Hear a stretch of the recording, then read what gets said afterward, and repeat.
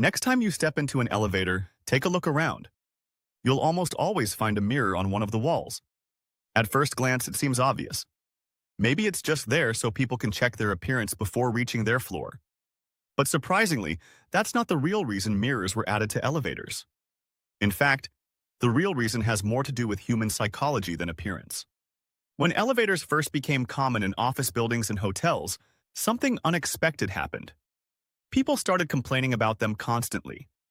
They said elevators were too slow, uncomfortable, and even stressful. Building owners thought the problem must be mechanical, so they tried making elevators faster. But even after improvements, the complaints didn't stop. The elevators were working perfectly, yet people still felt something was wrong. Engineers and designers began studying the problem more closely.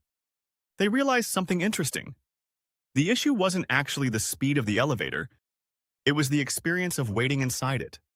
Standing in a small enclosed space with nothing to do made people feel impatient and uncomfortable. So instead of redesigning the elevators, designers tried something much simpler. They added mirrors inside the elevator. And almost immediately, the complaints dropped. Mirrors work because they give people something to do while they wait. Instead of focusing on the time passing, people naturally start adjusting their hair, fixing their clothes, checking their appearance. Even if someone isn't actively using the mirror, their brain still becomes visually engaged.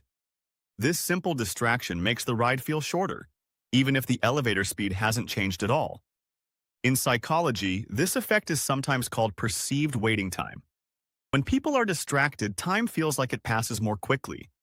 Mirrors also help reduce something many people feel in elevators: claustrophobia. Elevators are small, enclosed spaces with limited room. For some people, that can trigger anxiety. Mirrors make the space appear larger and more open. When people see reflections of the room, their brain interprets the environment as being less confined. This simple visual trick can make elevators feel more comfortable. There's another practical reason mirrors are useful in elevators. They help people using wheelchairs.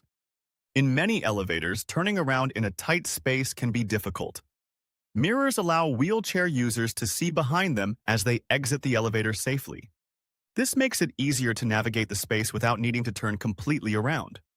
Because of this benefit, mirrors are often included in elevator designs for accessibility reasons as well.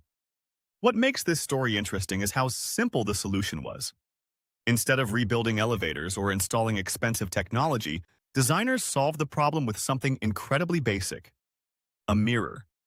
By changing how people experience the space, they solved a problem that engineers initially thought required mechanical improvements.